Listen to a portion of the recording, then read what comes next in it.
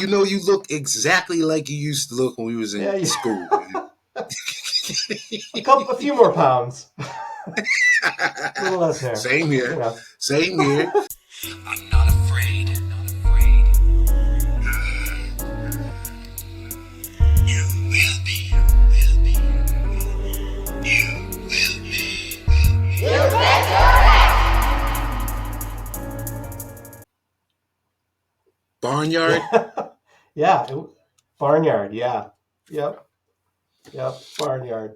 Man, Oh, TJ. Okay, so Oh, no. at that time, my kids were younger, right?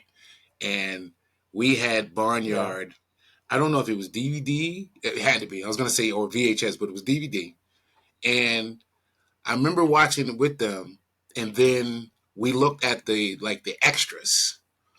And you were in the extras. And I said, oh, shit. That's TJ.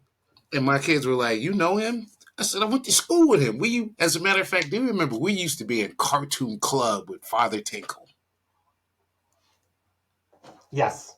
Yep, I remember that. In fact, I prepared for this. This is what you wrote me. I don't know if you can see this in my yearbook.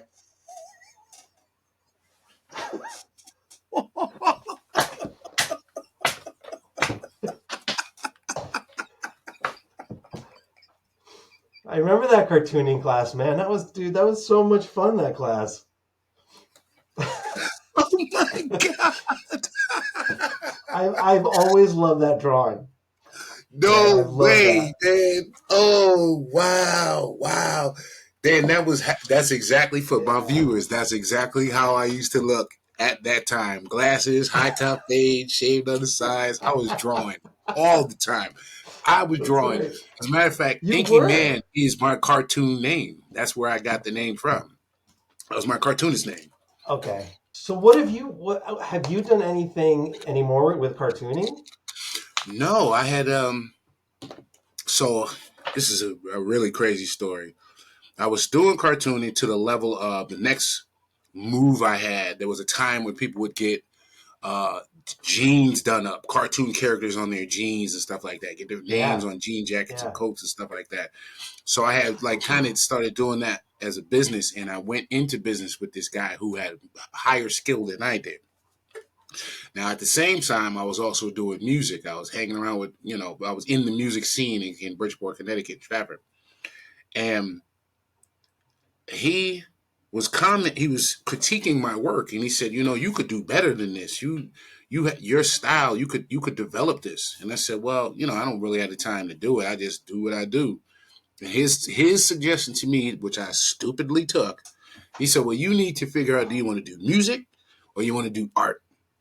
And at that level, computer animation, CAD, Coral, all that stuff started coming in, and I didn't even take the time with that. So I just went into music, and I would just use my art to maybe do a couple of jeans here and there, jackets here and there, maybe cover art, things like that. But then I just more so just jumped straight into the music.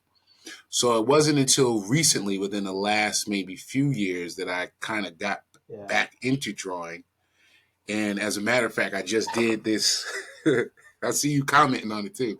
I just did this animation. That I can't wait to see it.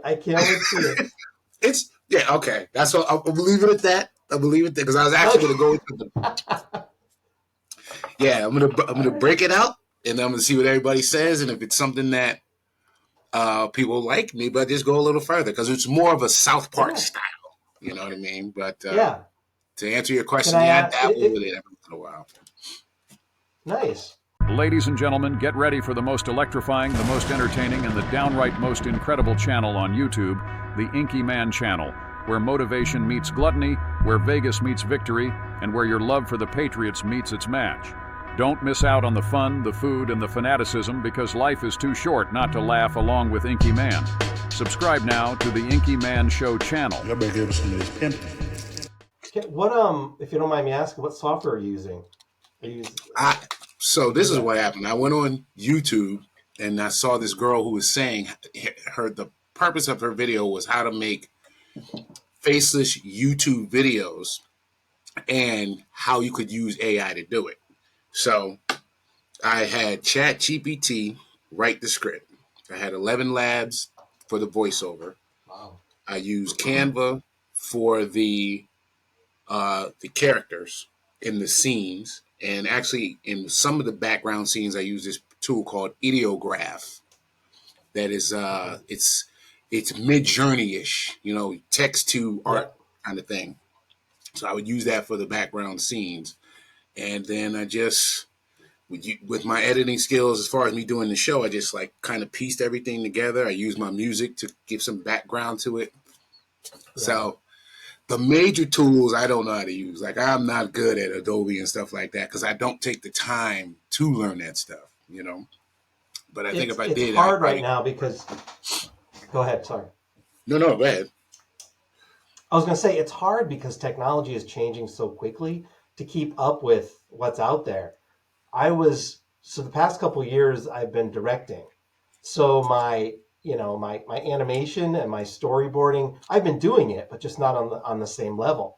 So now that I'm here and I'm kind of, I'm taking some freelance work and stuff, I'm realizing here in Connecticut, they're using different software for things now. And it's software that I've never learned before. And there's so much of it that it's daunting. You're like, well, what do I learn? Because the second I learn it, another piece of software is going to come out. And then AI comes out. You're like, I can't keep up. That part. Right? Yeah, that part, man. It's definitely the whole AI thing because for example, when I learned that you could use Midjourney and I signed up for it, paid the $8 a month or whatever, and I'm playing with it and it's doing straight stuff. But then I belong to this group called There's an AI for that. And each day they come out with an email bringing out different styles of AI that it'll be categorized, production, music production, film production, animating your job, things like that. And each of those things will have all these AI tools. So I gave up on Midjourney because it's like Ideograph is free. And it does, as long as you learn the prompts, that's the key. As long as you learn the prompts, you can get whatever you want out of these programs, Yeah. So I'm with you. There's a lot that comes out. And it's hard to stay on top of one thing if you're trying to stay in the state of the art, mode of things. What were you using? Yeah. For CG animation now, we've been using Maya for a few years. That's been the big one. Way back in the day, it was 3D Studio Max and Lightwave was what we were used to use. But Maya's been the big one. And now a lot of these bigger studios have their own proprietary software that they'll use. For the overseas studios, they'll use their own software. But, a lot of it is very similar shortcuts that you're going to use, no matter what the software is. It's just taking the time to learn all this stuff. And now, now that we're a little older, there's less, I used to be able to be 2 or 3 o'clock in the morning, I'd be like, all right, this is awesome. I'm still working at it. I could go till late in the morning. And now it's 9 o'clock. I'm like, I really just want to lay here and do nothing. I'm tired.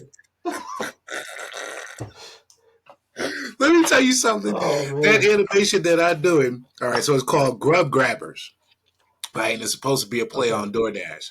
So I do DoorDash so that I have the ability to at least pay bills, but give me the freedom to do other creative things. Because ultimately, I'd like to make money online as my full-time thing.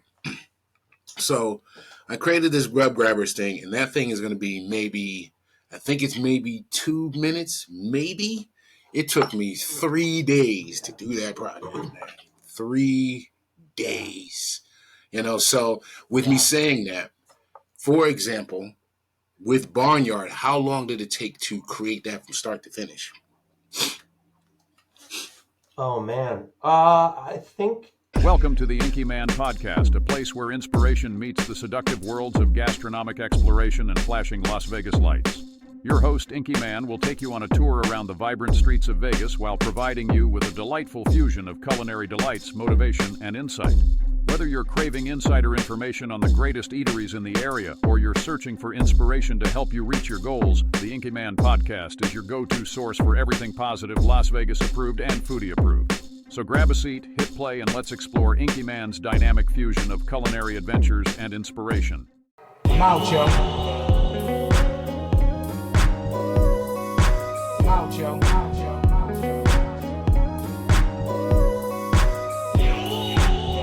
Join us in the next episode as TJ Sullivan unveils the answers. Don't miss this fascinating continuation of your voyage into the creative and animated worlds. See you Friday. I'm out, yo.